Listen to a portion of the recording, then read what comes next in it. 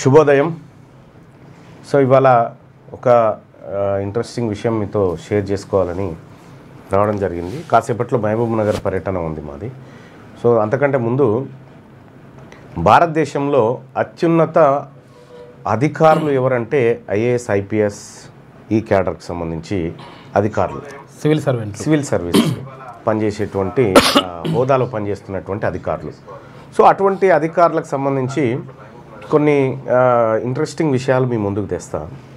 IAS, ఐపీఎస్లో బీసీలకు ఎలా అన్యాయం జరుగుతూ ఉంది, బీసీలకు ఎలా అన్యాయం జరుగుతూ ఉంది అనేది మనం కొన్ని విషయాలు చూసుకోవాలి. ఇది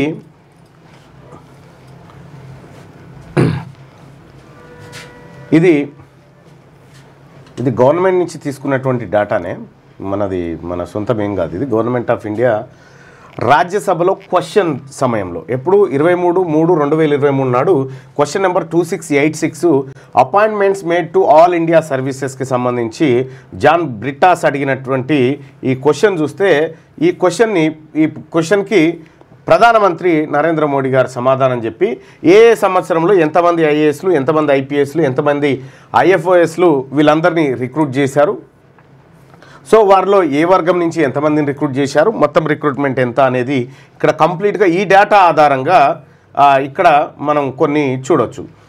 ఇప్పుడు దీంట్లో 2018 నుంచి 2022 వరకు జరిగినటువంటి నియామకాలు, ఇప్పుడు జరిగిన నియామకాల్లో ఇంకా మళ్ళీ ఈడబ్ల్యూఎస్ కోటా ఉంటుంది, దాని కథ వేరే. సో ఇక్కడ ఈ 1, 2, 3, 4, 5 5 సంవత్సరాల్లో మొత్తం ఈ ఐఏఎస్, ఐపీఎస్, ఐఎఫ్ఎస్ వీళ్ళందరినీ కలిసి 4365 మందిని రిక్రూట్ చేసినారు. 4365 మందిని రిక్రూట్ చేసినారు. అందులో బీసీ, ఎస్సీ, ఎస్టీలకు ఎన్ని దక్కినాయి, ఓసీలకు ఎన్ని దక్కినాయి ఒకసారి చూద్దాం. ఇక్కడ ఐఏఎస్ ఇండియన్ అడ్మినిస్ట్రేషన్ సర్వీస్లో ఓబీసీలు మొత్తం జనాభా మండల్ కమిషన్ నివేదిక ప్రకారం భారతదేశంలో 52 అనుకున్నారు. సో 52 ఉంటే వాళ్ళకి రిజర్వేషన్ 27% రిజర్వేషన్ కల్పించారు. వాళ్ళకి దక్కాల్సింది ఎంత దక్కాలి, 584 పోస్టులు దక్కాలి. కానీ దక్కింది ఎంత, 288 దక్కింది. అంటే 296 పోస్టులు బీసీల పోస్టులు మాయమైపోయినాయి. సగం పోస్టులు కూడా రాలే. ఎస్సీలు 16.6%, వాళ్ళకు 15% రిజర్వేషన్ అనుకున్నారు. వాళ్ళకి దక్కాల్సినవి 324 పోస్టులు దక్కాలి, కానీ దక్కినాయి 140 దక్కినాయి. వాళ్ళకి రావాల్సిన 184 పోస్టులు పోయినాయి. ఇక ఆ తర్వాత ఎస్టీలు 8.6 అనుకున్నారు, వాళ్ళకి 7.5% రిజర్వేషన్ ఉంది. దక్కాల్సినవి ఏమో 162, వచ్చిన పోస్టులు ఏమో 68, వాళ్ళకి సంబంధించిన 94 పోస్టులు గాయబ్. సో ఇక ఓసీలు 10% అని చెప్పి ఓవరాల్ అంచనా తీస్తే వాళ్ళకు 216 రావాలి, కానీ 1589 వచ్చినాయి. ఏది ఐఏఎస్లు, ఐఏఎస్, ఐపీఎస్ 1589 వచ్చినాయి. వీళ్ళకు కలెక్టర్లు, ఎస్పీలు ఉంటారు కదా, పెద్ద పెద్ద పోస్టులు, కలెక్టర్లే. ఇక ఐపీఎస్ చూసుకుందాం. ఐపీఎస్లో ఓబీసీలు 52% అనుకున్నా, అందులో రిజర్వేషన్ 27%, అంటే 378 మంది ఐపీఎస్లు ఓబీసీలు కావాలి, కానీ అయ్యింది 229 మంది మాత్రమే. అంటే 149 వీళ్ళ పోస్టులు గాయబైపోయినాయి. ఇక్కడ ఎస్సీలకు సంబంధించి 16.6% జనాభా ఆ రోజు 2011 సెన్సస్ అనుకున్న రిజర్వేషన్ ప్రకారం రావాల్సిన పోస్టులు 15 అయితే 210 రావాలి వీళ్ళకు, కానీ వచ్చినాయి 123. ఇక్కడ ఎస్టీలకు 8.6 జనాభా, సో వీళ్ళకి రిజర్వేషన్ ప్రకారం దక్కాల్సిన ఏంటంటే 7.5, ఇక్కడ 105 రావాలి, వచ్చినాయి 62, 43 తక్కువ. ఈ ఓసీలకు ఎన్ని వచ్చినాయి, వీళ్ళకు 10% లేని వాళ్ళకు 140 రావాలి, కానీ 1124 పోస్టులు వచ్చినాయి. ఇక సేమ్ ఇండియన్ ఫారెస్ట్ సర్వీస్లో కూడా ఇదే. ఓబీసీలు కోల్పోయిన పోస్టులు ఎన్నయ్యా అంటే ఇందులో 482 పోస్టులు కోల్పోయారు, 482. ఎస్సీలు కోల్పోయిన పోస్టులు 319, ఎస్టీలు కోల్పోయిన పోస్టులు 160 కోల్పోయారు. సో ఇట్లా 961 పోస్టులు ఐఏఎస్, ఐపీఎస్ పోస్టులు ఎస్సీ, ఎస్టీ, బీసీలు కోల్పోయినాయి. అయితే జనాభా దామాష ప్రకారం చూస్తే మనకు రావాల్సినవి గిన్ని, వచ్చినాయి గిన్ని. ఇక ఓసీలకు రావాల్సినటువంటి గిన్ని, వచ్చినాయేమో ఇక గిన్ని 3171 వచ్చింది, 436 రావాల్సిన వాళ్ళకి. అయితే కేవలం 10% ఉన్న అగ్రకులాలు కొట్టకపోయిన పోస్టులు 73% పోస్టులు కొట్టకపోయారు అన్నట్టు. ఎట్లా వచ్చినాయి వీళ్ళకు అంటే ఏమీ లేదు. యూపీఎస్సీలో కానీ టీజీపీఎస్సీలో కానీ అగ్రకులాలు ఇంటర్వ్యూలలో చేసే చమత్కారాలన్నీ మనం చూస్తూనే ఉంటాం. ఇక్కడ ఇది కాకుండా ఐఏఎస్లు, ఐపీఎస్లు ఇంకా వేరే రూపంగా కూడా ప్రమోషన్ పొందుతూ ఉంటారు. తెలంగాణలో ఇప్పుడు ఏది యూపీఎస్సీ తరహాలో ఇక్కడ టీజీపీఎస్సీ ఉంటుంది. ఇక్కడ ఏది మన గ్రూప్ 1 అధికారులు ఎవరైతే ఉంటారో గ్రూప్ 1 అధికారులు ఏది డిప్యూటీ కలెక్టరు, ఆ తర్వాత డిఎస్పీ స్థాయి అధికారులు ఉంటారు కదా, వీళ్ళని ఏం చేస్తారంటే వీళ్ళని నాన్ క్యాడర్ ఐపీఎస్లోకి మార్చి వాళ్ళకి ఐపీఎస్ హోదాలు కూడా ఇస్తారన్న. కన్ఫర్డ్ ఐఏఎస్ ఐపీఎస్ అవుతారు. ఇట్లా ఇటీవల కాలంలో నలుగురికి తెలంగాణ క్యాడర్ నుంచి మొత్తం 2014 నుంచి 2014 టు 2025 నాటికి మొత్తం 17 మందికి కన్ఫర్డ్ ఐపీఎస్కు సిఫార్సు చేసినట్టుగా తెలుస్తూ ఉంది. ఇందులో కరోనా కాలంలో ఎవరిని సిఫార్సు చేసిన దాఖలాలు కనిపించలేదు. అయితే ఈ 17 మందిలో మొన్న ఇదే అక్టోబర్ నెలలో తెలంగాణ నుంచి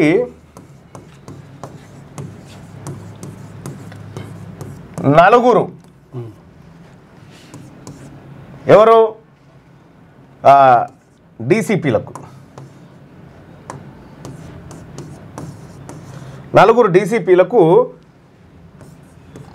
ఐపీఎస్ ప్రమోషన్ ఇచ్చారు. ఐపీఎస్ ప్రమోషన్ ఇవ్వాలని తెలంగాణ ప్రభుత్వం సిఫార్సు చేసింది.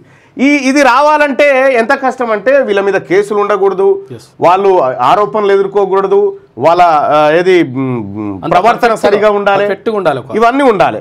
అయితే ఈ నలుగురిట్లలో డీసీపీ అంటే జిల్లాల నుండి ఎస్పీ అంటారు. ఈ నలుగురిట్లలో ఒకరు సునీత,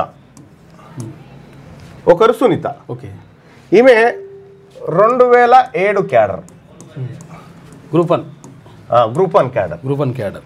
అయితే వీళ్ళు కాకుండా గుణశేఖర్, ఈయనకు 26 సంవత్సరాల అనుభవం ఉంది, ఈమెకు 20 సంవత్సరాలు కూడా లేదు. ఆ తర్వాత శ్రీనివాస్, ఈయనకు 26 సంవత్సరాల అనుభవం ఉంటుంది. ఇంకొక ఆయన రావు గారు, ఈయన కూడా సీనియరే. సో ఈయనది ఎందుకు ఆపిరు, మరి ఏం జరుగుతుందో చూద్దాం. కానీ ఈ సునీతకు ఇక్కడ మనం ఈమె గురించి మాట్లాడుకోవాలి. ఎవరు ఈమె సునీత ఎవరంటే రేవంత్ రెడ్డి గారు ఏసీబీ కేసులో అరెస్ట్ అయినటువంటి సందర్భంలో, ఆ విచారణ కొనసాగుతున్న సందర్భంలో ఈమె డిఎస్పీగా పనిచేసినటువంటి మహిళ. ఈమెను డిఎస్పీ ఈ స్థాయి నుంచి ఐపీఎస్ హోదాకు తీసుకురావాలని రేవంత్ రెడ్డి గారు సిఫార్సు చేసిండు. డిఓపిటి క్లియరెన్స్ ఇచ్చింది. ఇప్పుడు ఈమె సునీత ఐపీఎస్. ఇంకా ఇన్డెప్త్గా చెప్పాలంటే సునీతారెడ్డి ఐపీఎస్. అంటే రేవంత్ రెడ్డి గారు ఏసీబీ కేసులు కథ కార్ఖానా ఏమున్నా కూడా అధికారులు ఏ విధంగా సహకరిస్తూ ఉన్నారో వాళ్లకు మనం అర్థం చేసుకోవచ్చు. అంటే వడ్డీ చెట్టోడు మనోడు ఉంటే ఏ బంతిలో కూర్చున్నా బరాబర్ అందుతుంది అన్నట్టు. ఇక్కడ ఈమె కంటే సీనియర్లు అయినటువంటి వాళ్ళు చాలామంది ఎస్సీ ఎస్టీ బీసీలలో ఉన్నారు. వాళ్ళని వివిధ ఏసీబీ కేసుల పేరుతో వాళ్ళ మీద ఏదైనా ఆరోపణల నేపథ్యంలో వాళ్ళకి చాలామంది పక్కకు పెట్టారు, ఈమెను సిఫార్సు చేసిరు. సో ఈమె పైన ఏమే ఆరోపణలు ఉన్నాయనంటే, ఈమె పైన 2018లో ఈమె సస్పెండ్కు గురైంది. నాయన నరసింహారెడ్డి గారు హోమ్ మినిస్టర్గా ఉన్నప్పుడు ఈయనను, ఆ తర్వాత ఒక మహబూబ్ నగర్ జిల్లాకు సంబంధించినటువంటి సిఐని ఇద్దరిని సస్పెండ్ చేశాను. ఎందుకంటే ఇది గతంలో టీవీలలో కూడా వచ్చింది.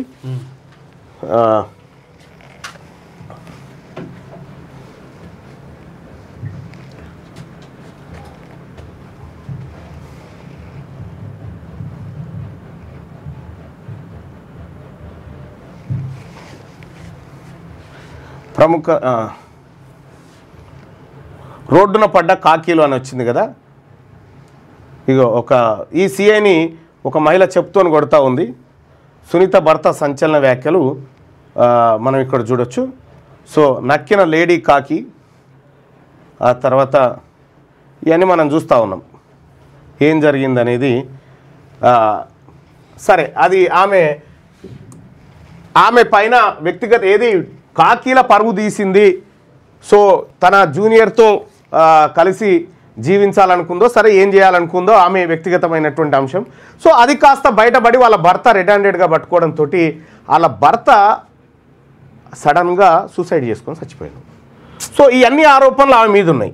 ఆమె మీద ఉన్నటువంటి నేపథ్యంలో ఆమె మీద ఇన్ని ఆరోపణలు ఉన్నా కూడా ఆమె మాత్రం ఐపీఎస్ హోదాను పొందింది. ఇదే బీసీ ఎస్సీ ఎస్టీలలో ఏ చిన్న హోదా దక్కల ఐపీఎస్ రాలేదు ఉన్నా కూడా రాలే. చిన్న చిన్న ఏమంటారు నవీన్? రైట్.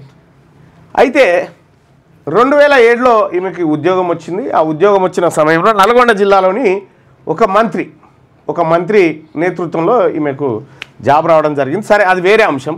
కానీ ఇక్కడ రెడ్లు ప్రమోషన్లు పొందే కాడ వాళ్ళ మీద ఏ ఆరోపణ, ఈమె మియాపూర్ ల్యాండ్ స్కామ్ కేసు విచారణలో అధికారిగా ఉంది, ఏసీబీ డిఎస్పీగా ఉంది, రేవంత్ రెడ్డి ఏసీబీ కేసు పట్టుబడిన నోటుకోటు కేసులో విచారణ అధికారిగా తర్వాత కూడా కొంతకాలం పాటు కొనసాగింది. సో అటువంటి మహిళకు ఇవాళ ఐపీఎస్ హోదాను కల్పిస్తూ డిఓపిటీలో నిర్ణయం జరిగింది, రిలీజ్ కూడా చేసి ఇప్పుడు ఆమె సునీతారెడ్డి ఐపీఎస్ అయింది.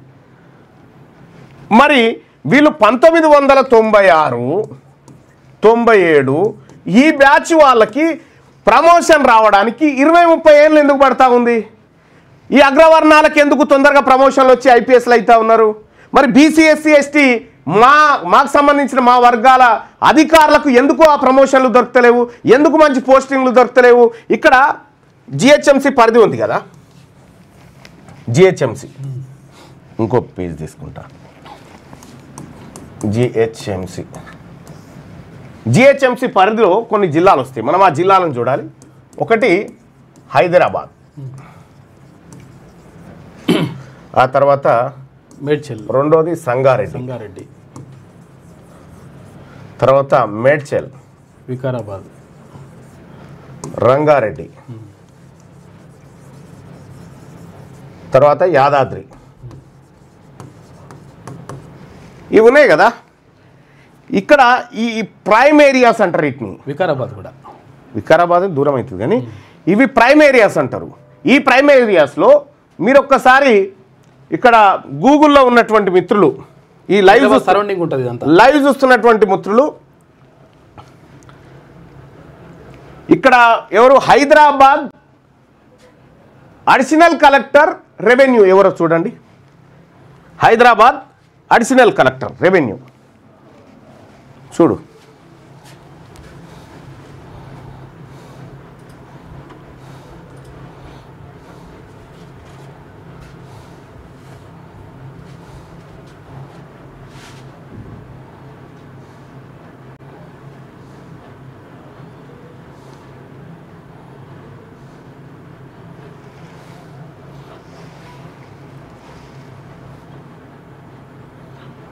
ఏం పేరు? ముకుందారెడ్డి.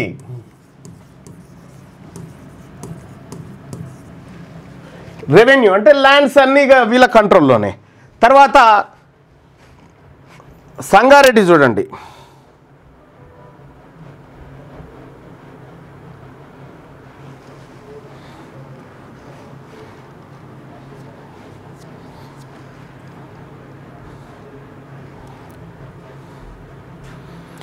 డి మాధురి,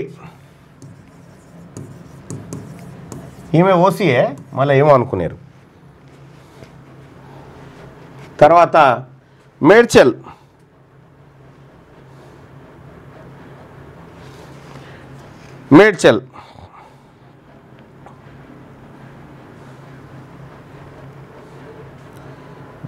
విజయేందర్ రెడ్డి, మేడ్చల్ విజయేందర్ రెడ్డి.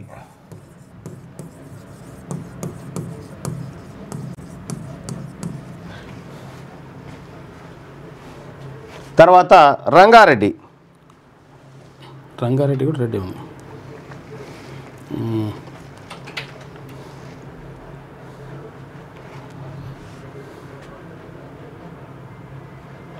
రంగారెడ్డి కలెక్టర్ నారాయణ రెడ్డి ఆడున్నటువంటి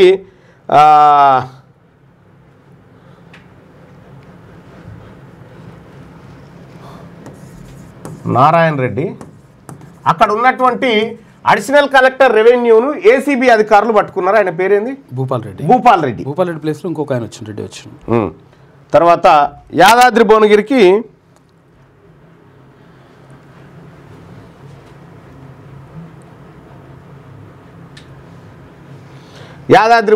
ఎవరు ఉంటారో చూడండి. వీరారెడ్డి.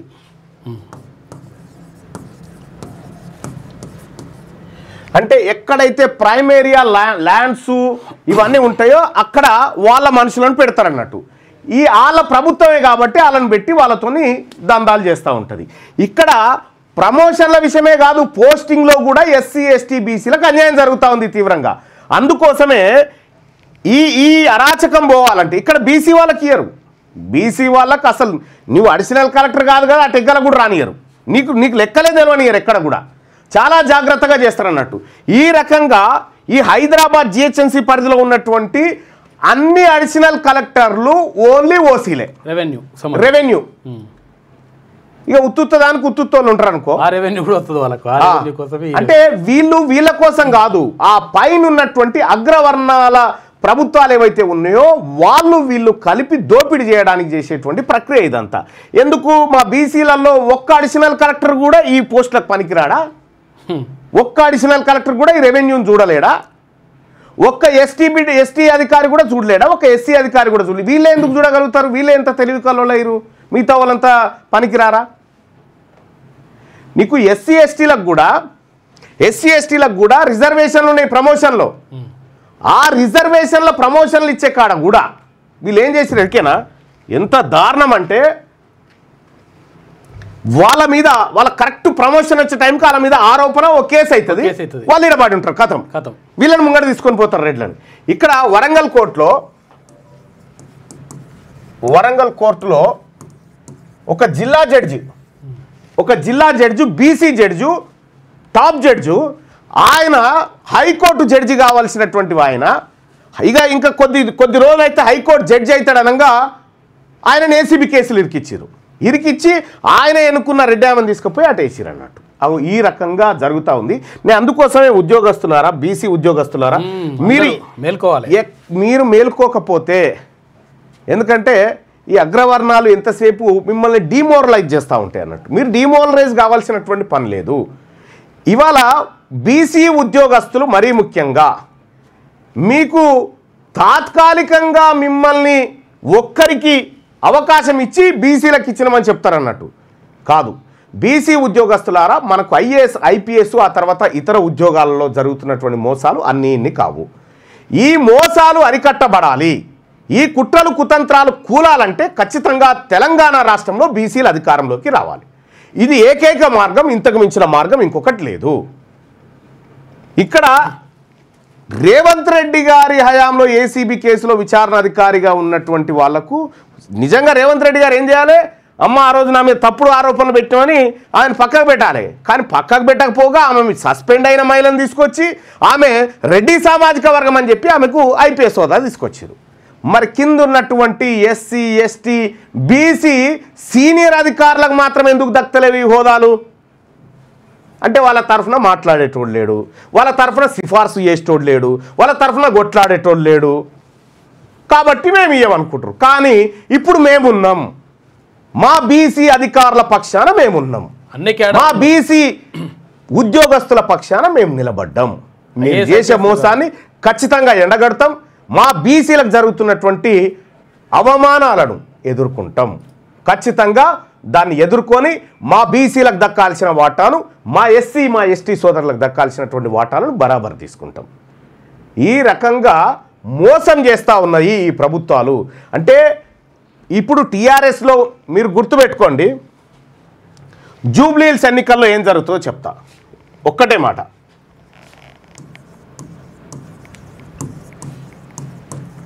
జూబ్లీహిల్స్ ఎన్నికల్లో రెడ్డి గారి ఓటు,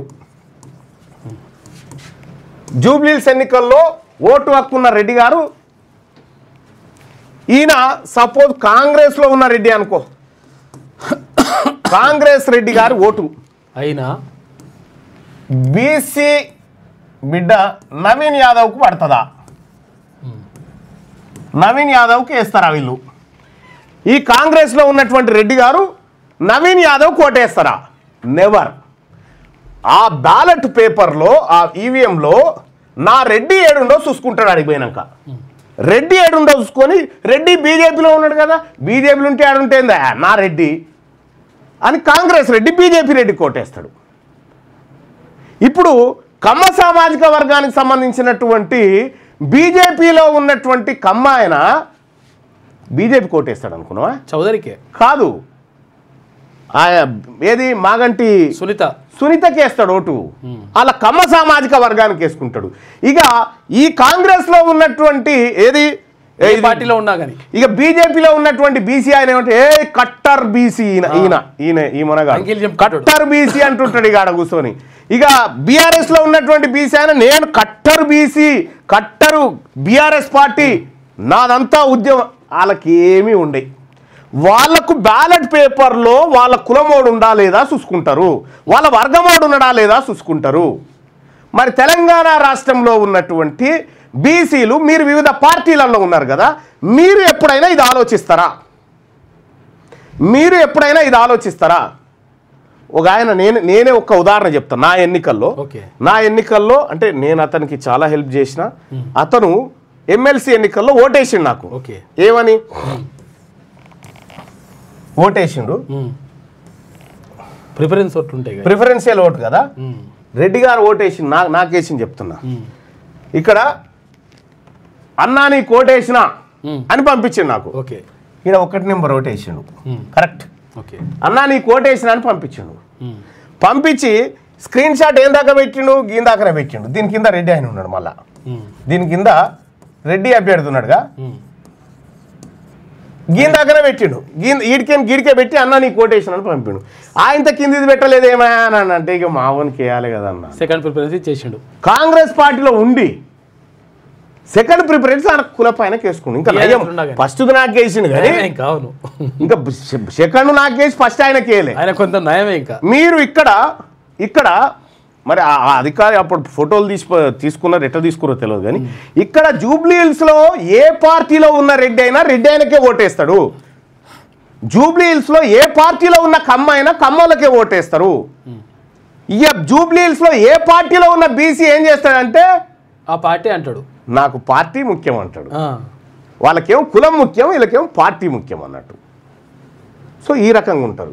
కానీ ఒకటైతే నిజం, ఈ పార్టీల కింద ఒకటి గుర్తుపెట్టుకోరు. నేను ఇక ఫైనల్ మాట చెప్తున్నా, నువ్వు 1,00,000 మంది శత్రువులను ఎదుర్కో, 1,00,000 మంది శత్రువులను తయారు చేసుకో, కానీ ఏ ఒక్కని కింద బానిస లెక్క బతకకు.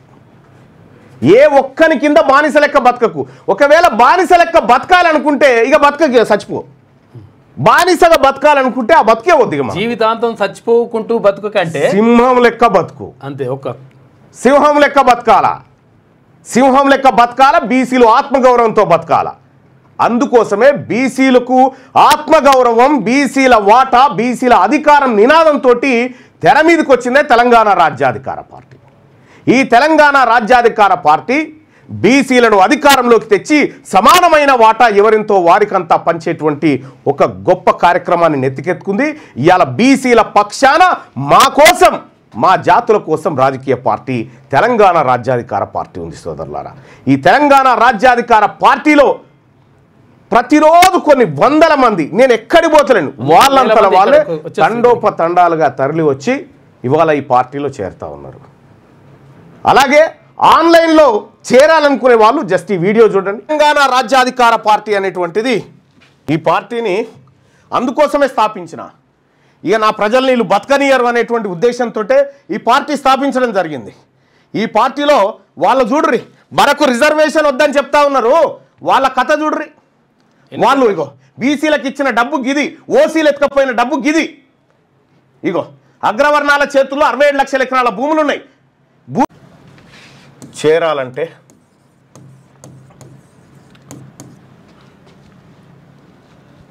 నైన్ 8866524524 314 ఈ నెంబర్కు వాట్సాప్లో మిస్డ్ కాల్ ఇవ్వండి. మామూలు కాల్లో కాకుండా వాట్సాప్లో ఇవ్వండి మిస్డ్ కాల్. మిస్ కాల్ ఇవ్వండి. లింక్ వస్తుంది మీకు.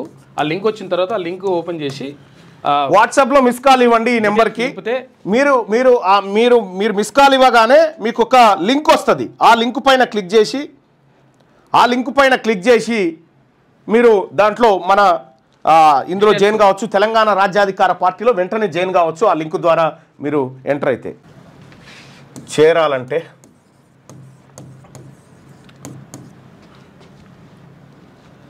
986654 ఈ నెంబర్కు వాట్సాప్లో మిస్డ్ కాల్ ఇవ్వండి. మామూలు కాల్లో కాకుండా వాట్సాప్లో ఇవ్వండి మిస్డ్ కాల్. మిస్ కాల్ ఇవ్వండి. లింక్ వస్తుంది మీకు. ఆ లింక్ వచ్చిన తర్వాత ఆ లింక్ ఓపెన్ చేసి వాట్సాప్లో మిస్ కాల్ ఇవ్వండి ఈ నెంబర్కి.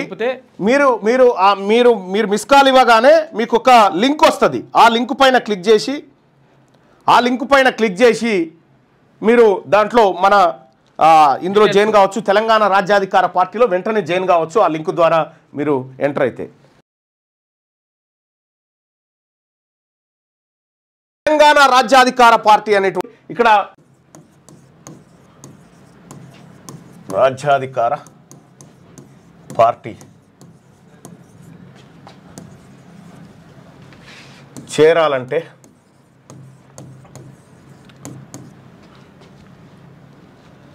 986654 ఈ నెంబర్కు వాట్సాప్లో మిస్డ్ కాల్ ఇవ్వండి. మామూలు కాల్లో కాకుండా వాట్సాప్లో ఇవ్వండి మిస్డ్ కాల్. మిస్ కాల్ ఇవ్వండి. లింక్ వస్తుంది మీకు. ఆ లింక్ వచ్చిన తర్వాత ఆ లింక్ ఓపెన్ చేసి వాట్సాప్లో మిస్ కాల్ ఇవ్వండి ఈ నెంబర్కి. మీరు మీరు మీరు మీరు మిస్ కాల్ ఇవ్వగానే మీకు ఒక లింక్ వస్తుంది. ఆ లింక్ పైన క్లిక్ చేసి మీరు దాంట్లో మన ఇందులో జాయిన్ కావచ్చు. తెలంగాణ రాజ్యాధికార పార్టీలో వెంటనే జాయిన్ కావచ్చు. ఆ లింక్ ద్వారా మీరు ఎంటర్ అయితే తెలంగాణ రాజ్యాధికార పార్టీ అనేటువంటిది ఈ పార్టీని అందుకోసమే స్థాపించిన. ఇక నా ప్రజల్ని వీళ్ళు బతకనియరు అనేటువంటి ఉద్దేశంతో ఈ పార్టీ స్థాపించడం జరిగింది. ఈ పార్టీలో వాళ్ళు చూడ్రి మనకు రిజర్వేషన్ వద్దని చెప్తా ఉన్నారు. వాళ్ళ కథ చూడ్రి. వాళ్ళు ఇగో బీసీలకు ఇచ్చిన డబ్బు గిది, ఓసీలు ఎత్తుకపోయిన డబ్బు గిది. ఇగో అగ్రవర్ణాల చేతుల్లో 67 లక్షల ఎకరాల భూములు ఉన్నాయి. భూమి లేని బీసీలు 75 లక్షల మంది ఉన్నారు.